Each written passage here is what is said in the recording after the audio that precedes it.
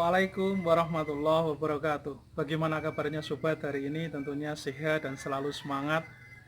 Alhamdulillah hari ini kita bisa belajar bersama bagaimana membuat sebuah perusahaan. Tentunya ini menjadi sebuah ladang pemikiran buat kita selaku mahasiswa teknik industri. Bagaimana menciptakan sebuah peluang-peluang bisnis apalagi di saat momen-momen krisis seperti sekarang ini, di mana dengan adanya virus corona yang merajalela di mana-mana, tentunya banyak sekali pemutusan hubungan kerja, perusahaan-perusahaan yang tidak bisa bertahan akan hengkang dari wilayah kita. Dan ini menjadi sebuah pemikiran serta kebijakan sebagai seorang investor, bagaimana mencari sosok-sosok seorang manajer yang dapat menyalurkan visi dan misi dari sebuah pemikiran investor. Apa saja yang diharapkan oleh seorang investor atau dalam hal ini adalah pemilik modal? Beliau pasti akan mencari sosok orang yang bisa membuat sebuah rencana. Jadi fungsi pertama dalam rangka mencari sumber daya manusia adalah mencari seorang manajer yang punya kemampuan dalam merencanakan, planning, membuat tabulasi, membuat rencana proses, rencana jangka panjang, rencana jangka pendek, mulai dari proses bahan baku itu masuk, kemudian proses produksi, sampai dengan bagaimana produk yang sudah jadi ini akan didistribusikan. Seorang pemilik modal, pemilik usaha, ini akan mencari sosok seorang yang punya jiwa dapat merencanakan. Yang berikutnya adalah seorang pemilik modal pasti akan menyeleksi seseorang yang mempunyai kemampuan dalam organizing. Seorang yang mampu dalam organizing, ini mereka pasti akan mampu memetak-metakkan, membagi-bagi dalam sebuah kelompok-kelompok kecil bagaimana sebuah visi yang nanti tertuang dalam misi dan akan dilanjutkan dalam bentuk program. Ini sudah terbagi dan terpetakan sesuai dengan fungsi organisasi masing-masing.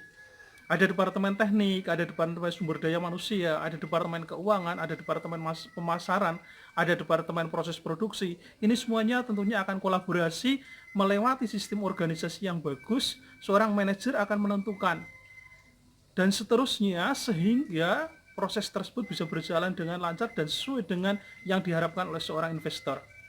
Yang berikutnya, seorang investor pasti akan mencari seorang sosok yang dapat menjadi seorang pemimpin, leader. Bagaimana dia mempunyai sifat yang tegas pada saat menjalankan sebuah proses bisnisnya atau master plan-nya ataupun programnya, sehingga program tersebut sesuai dengan koridornya dapat dijalankan.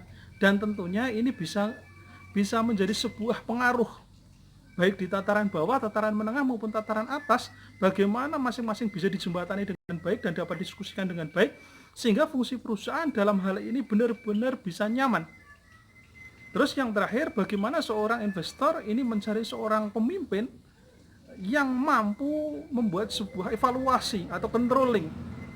Perusahaan yang mampu mengkontrol tentunya di situ akan dipilih sesuai dengan tahapan masing-masing, dan akan di situ pasti ada proses inspeksi, sehingga mulai dari bahan baku, kemudian proses produksi, kemudian masuk ke gudang sebelum dijual, kemudian proses penjualan, bahkan sampai dengan purna jual, semuanya akan dikontrol. Di manakah proses-proses yang tidak jalan, dan di situ pasti ada pemeriksaan. Melewati tahap evaluasi yang seperti ini, baik perusahaan produk proses manufaktur dengan menggunakan proses manufaktur maupun dengan di perusahaan jasa, ini tentunya harapan, visi, dan misi dari sebuah organisasi perusahaan dapat tercapai. Perusahaan yang mampu ke depan, mampu survive adalah perusahaan yang teratur, perusahaan yang nyaman, di mana orang yang berada di dalam, mulai dari karyawan bawah sampai dengan pihak manajerial, dalam hal ini pengambil keputusan, semuanya merasakan nyaman, semuanya diberikan kesempatan yang luas untuk berinovasi, untuk kreativitas, untuk membantu, memberikan sumbangsih kepada masing-masing, kepada perusahaan melewati masing-masing kemampuan dan prestasi yang dimilikinya, sehingga arah kebijakan perusahaan sesuai dengan apa yang diharapkan oleh seorang investor. Dan ini menjadi pijakan buat seorang investor untuk menentukan pembukaan kembali perusahaan yang baru. Apakah seorang pemimpin tersebut atau dalam hal ini seorang manajer tersebut mampu untuk nambah perusahaan yang berikutnya, atau beliau hanya dapat bertahan di satu perusahaan. Ini salah satu gambaran bagaimana sebagai seorang investor mencari perusahaan, kemudian merekrut seorang pemimpin-pemimpin yang mampu membawa visi dan misi seorang investor atau perusahaan besar tersebut. Tentunya ini menjadi pembelajaran buat kita untuk mempersiapkan diri kita masing-masing, alumni, mahasiswa teknik industri, untuk menjadi seorang manajer, dan nantinya pada saat kita sudah menjadi seorang yang sukses, kita membuka sebuah perusahaan dan kita mampu survive, bertahan. Banyak perusahaan-perusahaan yang gulung tikar, dia hanya mulai berbuka proses produksi dan setelah itu hancur di penjualan.